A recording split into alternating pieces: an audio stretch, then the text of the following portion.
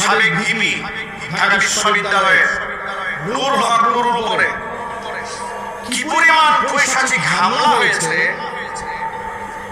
তাকে মেরে মৃত্যু পথের যাত্রী বানিয়ে দেওয়া হয়েছে।